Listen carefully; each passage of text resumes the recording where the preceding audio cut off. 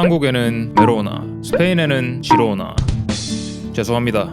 안녕하세요. 업갑 라이더입니다. 오늘은 자전거 천국 지로나, 히로나라고도 부르더라고요. 제가 여행하면서 느낀 그곳의 장점과 단점, 그리고 간단한 코스 정보를 말씀드리겠습니다.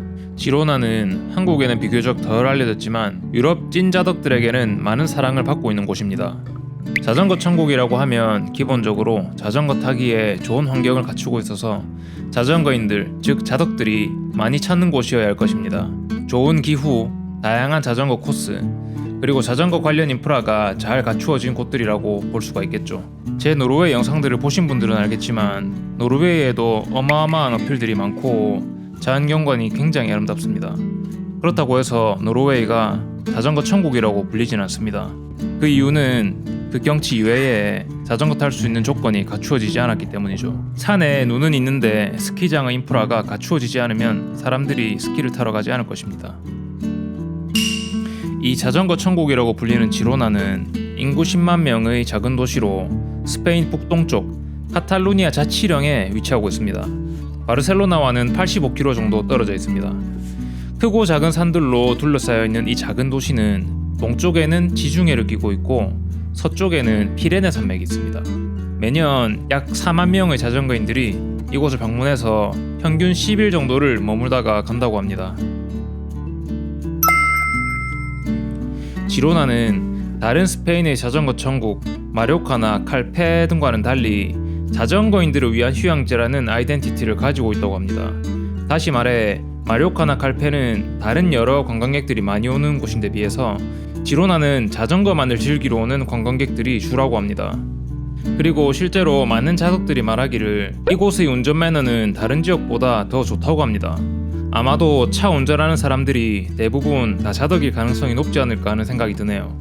실제로 이곳에 많은 프로 선수들이 훈련을 하고 또한 거주한다고 합니다. 저도 라이딩 중에 프로 선수들을 많이 만났습니다. 인사도 잘 해줍니다. 하루는 정신없이 올라가고 있는데 노란색 옷 입은 사람이 저한테 인사하길래 저도 인사했는데 지나치고 나서 돌아서서 보니까 윤보비즈마 선수더라고요. 그리고 그 사람들은 은퇴 후에도 이곳에서 자전거 샵이나 카페, 음식점 같은 사업을 시작하는 경우가 꽤 있다고 합니다. 그래서 지로나는 자전거 친화적인 곳이 많다고 하네요. 자전거 타는 사람끼리는 아무래도 더 잘해주려고 하지 않겠습니까? 이곳에는 학벌, 지연 이런 것보다 자전거가 먼저 선호될 가능성이 있습니다. 회사 면접에서도 면접관이 1번 지원자 취미가 뭔가? 자전거 탑니다. 합격. 이 뭔 개소? 그러면 제가 느낀 자전거 천국으로서 지로나의 장점을 말씀드리겠습니다. 먼저 첫 번째, 다양한 코스. 개인적으로 제가 지로나에 머물며 느낀 것은 스키를 타러 스키장에 간 느낌과 비슷했습니다. 저는 자전거니까 굳이 비유를 하자면 자전거장에 간 느낌이라고 할 수 있겠죠. 다양한 경사도 초, 중, 고급 어필들이 지로나를 둘러싸고 있습니다. 마치 롤러코스터를 타듯 올라갈 수 있는 초급 어필, 지옥을 맛볼 수 있는 거친 어필, 조용하게 힐링하러 갔다가 개거품 물 수 있는 어필 등등 다양하다고 볼 수 있습니다. 부모님이 있거나 아이가 있는 이런 가족 단위로 여행을 왔을 때 유연하게 여행을 즐길 수 있다는 장점이 될 수도 있겠네요. 두 번째, 다양한 풍경을 보며 라이딩을 할 수 있습니다. 먼저 지로나 근처를 라이딩 하시게 되면 스페인의 전형적인 풍경, 건조한 기후에서 자란 나무들, 중세시대 건물들을 보실 수 있을 겁니다. 굉장히 이국적인 곳에서 라이딩하는 그런 느낌, 시간 여행을 하는 그런 느낌을 받을 수 있습니다. 그러다가 그런 풍경이 조금 지겨워지면 지로나의 동쪽으로 40km를 라이딩하면 지중해가 나옵니다. 코스타 브라바라고도 불리고요. 세계에서 자전거로 갈 수 있는 가장 아름다운 도로 중 하나입니다. 그 풍경을 보면 그냥 말문이 막힙니다. 저는 개인적으로 그 코스타 브라바의 해안 도로가 지로나에서 가장 좋았습니다. 국밥도 계속 먹으면 질리듯이 이 해안도로도 계속 보니까 질린다. 그리고 이 낮은 경사도가 조금 지겹다. 지옥을 맛보고 싶다. 그런 생각이 드시면 이제는 서쪽 피레네 산맥으로 가시면 됩니다. 그곳에는 지로나 근교나 지중해 풍경과는 다른 오랜 세월을 견딘 거친 산들 그리고 웅장한 풍경들을 볼 수 있습니다. 피레네 산은 조금 멀기 때문에 주머니에 에너지젤을 많이 챙겨가야 됩니다. 그렇게 하지 않으면 지옥 맛만 보려고 했는데 진짜 지옥에 가게 될지도 모릅니다. 그리고 세 번째, 비가 잘 오지 않습니다. 어떻게 보면 자전거 천국의 조건 중 가장 중요한 조건입니다. 보통 자전거인들은 매일마다 또는 매 시간마다 날씨 체크를 해야 되는데 여기서는 안 해도 됩니다. 그냥 밖에 나가면 햇빛과 푸른 하늘이 기다리고 있습니다. 그나마 저는 비가 내리기 시작한다는 9월 말에서 10월 중순쯤까지 있었는데 구름 낀 적은 많았어도 비는 거의 내리지 않았습니다. 네 번째, 자전거 인프라 문화가 발달되어 있습니다. 지로나는 자전거인들의 휴양지라는 색깔이 강한 만큼 작은 도시인데도 자전거 샵이 적지 않게 있고 서비스들이 잘 되어 있다고 합니다. 저도 자전거 샵에 한번 간 적이 있는데 굉장히 고인물 느낌이 많이 들었습니다. 실제로 거기 종사하는 사람들이 전 프로였거나 아니면 미케닉인 경우가 많아서 경험도 풍부하다고 합니다. 그리고 자전거 샵에서 보통 제공하는 서비스들은 렌탈, 각종 자전거, MTB, e-바이크, 로드, 그래블, 그리고 각종 액세서리, 헬멧이나 페달 등등 이런 것들이 다 렌탈이 가능하다고 합니다. 만약에 짧게 올 거라면 저라면 렌탈을 할 것 같습니다. 그리고 투어 서비스나 픽업 서비스 이런 것들도 제공한다고 합니다. 그리고 보통 이 자전거 샵 안에 들어가면 지로나 근처에 가볼 만한 그런 장소들, 코스들 이런 로컬 정보들도 자전거 샵 벽에 걸려 있습니다. 또한 곳곳에 자전거 전용 카페들이 있다고 합니다. 자전거 전용 카페에 가시면 일반적으로 자전거 관련 시설물들을 갖추고 있다고 합니다. 아마도 이런 서비스들은 한국이 더 잘 되어 있지 않나 하는 생각이 듭니다. 그리고 지로나 곳곳에 물 뜨는 곳이 있습니다. 그래서 물 보급하는데 크게 걱정이 없다고 하네요. 숙소 같은 경우에는 당연히 자전거 여행객을 위한 숙소들이 많고요. 자전거 타는 사람들한테 적합한 스포츠식 음식, 자전거를 안전하게 보관할 수 있는 장소 이런 것들을 당연히 갖추고 있다고 합니다. 다섯 번째, 그룹 라이딩과 같은 자전거 커뮤니티가 굉장히 활성화되어 있습니다. 소셜 라이딩, 훈련 라이딩, 투어 라이딩 등등 다양한 그룹 라이딩이 운영되고 있습니다. 제 구독자분들 또는 이 영상을 보시는 분들이 로드 타시는 분들인지 MTB 타시는 분들인지 브롬톤이나 그래블로 여행하시는 분들인지 픽시로 어필 타는 분들인지 어떤 종류의 라이딩을 하는지 저는 잘 모르겠지만 혹시 레이싱을 하시는 분들이라면 여기 훈련 라이딩을 추천드립니다. 그 그룹 라이딩 나가시면 현역 월드 투어 선수들이 나와서 풀게스로 바른다고 합니다. 일정 구간에서만 오픈으로 해서 풀게스로 올라가고 그리고 정상에서는 만나서 같이 내려간다고 하네요. 여섯 번째는 다른 지역에 비해서 물가가 조금 저렴하다고 합니다. 한 끼 식사가 제가 본 바로는 보통 12유로에서 15유로 정도 했던 것 같습니다. 이 정도면 다른 지역보다는 조금 싼 편입니다. 그리고 자전거 렌탈이 고급 로드 기준으로 한 35유로에서 한 60유로 정도 했던 것 같습니다. 그리고 의외로 이 카페에서 마시는 커피가 굉장히 싸더라고요. 한 1.5유로에서 2유로밖에 안 합니다. 숙박비 같은 경우에는 호텔 기준으로 한 하루에 60에서 100유로 정도 한다고 합니다. 일곱 번째 장점으로 지로나에는 구시가지가 있습니다.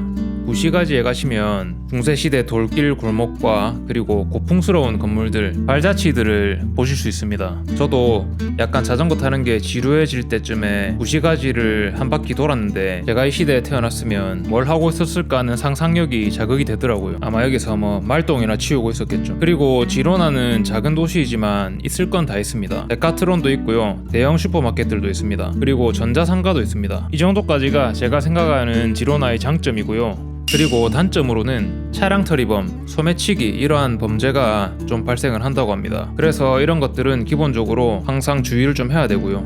지로나는 6월에서 8월이 성수기라고 합니다. 그래서 그 시기에는 관광객들도 많이 몰리고 주차할 곳을 찾기가 굉장히 어렵다고 합니다. 그리고 많이 덥다고 하네요. 또한 지로나는 겨울이 춥다고 합니다. 12월에서 2월 사이에는 추워서 자전거 타러 가기에는 별로라고 하네요. 자전거 타러 가기에 가장 좋은 시즌은 3월에서 4월 그리고 9월에서 10월이라고 합니다.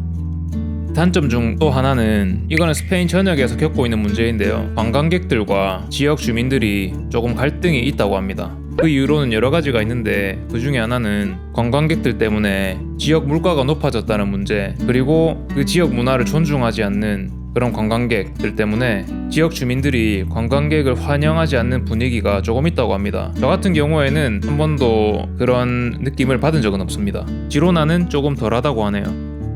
그리고 생각보다 영어로 의사소통이 안 되는 경우도 좀 있다고 합니다. 또한 스페인어를 사용하는 것도 선호하지 않는다고 하네요.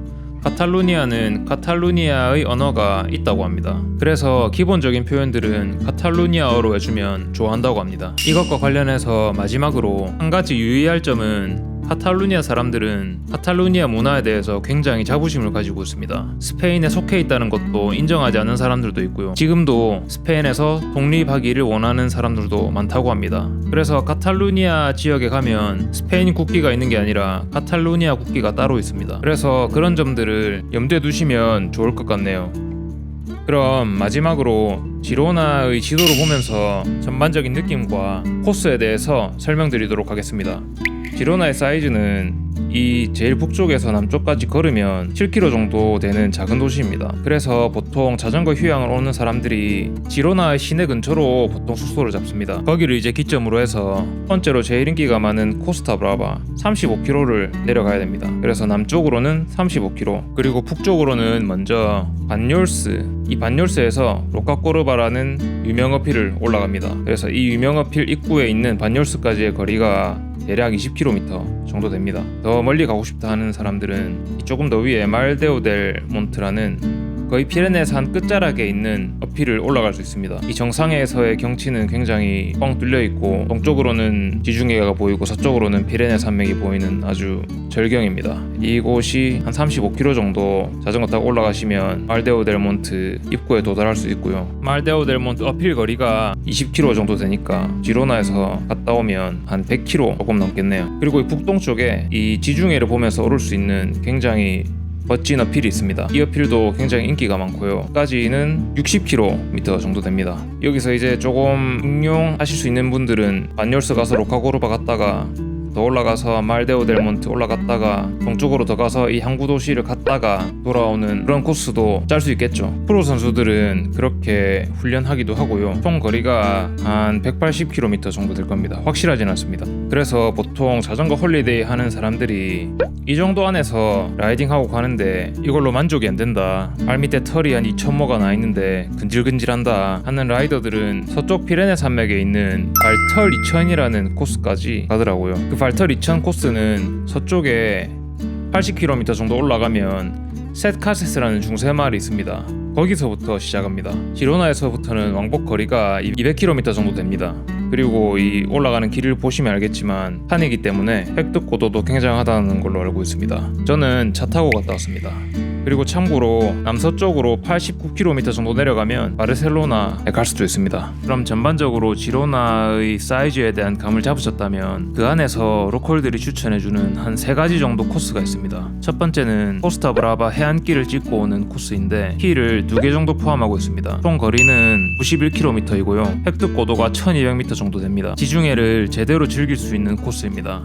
두 번째는 엘스엥겔스라는 코스인데 난이도가 가장 낮습니다. 거리는 70km 정도 되고요. 획득고도가 900m 정도 됩니다. 경사도는 한 4% 정도로 완만한 편입니다. 이 코스가 사람들이 굉장히 많이 타는 클래식한 코스인데 보통 여행 오는 사람들은 이 코스를 빡센 라이딩한 다음날 리커버리 코스로 놓더라고요. 그리고 세 번째가 루핏 코스인데 이 코스는 거리가 깁니다. 180km 정도 되고요. 획득고도도 3200m입니다. 이 코스는 일부만 타봤고 다 돌아보진 못했습니다. 유명하다고 하더라고요. 그런데 한국에서 여기까지 와서 이 코스만 타고 가면 약간 배가 덜 부른 그런 느낌이 들 거라고 생각합니다. 배는 좀 채우고 싶다 하시는 분들은 적어도 북쪽에 로카코르바랑 말데오델 몬트 정도는 올라가는 거를 추천드립니다. 그렇게 이 모든 코스들을 소화하는데 제 생각에는 일주일에서 10일 정도면 되지 않나 생각합니다. 만약에 다리에 힘 좀 준다 하시는 분들은 타이트하게 타면 5일만 해도 가능할 것 같습니다. 코스 GPX 링크를 더보기란에 남겨놓도록 하겠습니다. 혹시 덧붙이시고 싶은 정보나 더 궁금한 점 있으시면 댓글로 남겨주시기 바랍니다. 이상 자전거 천국 지로나에 대해서 말씀드렸습니다. 감사합니다.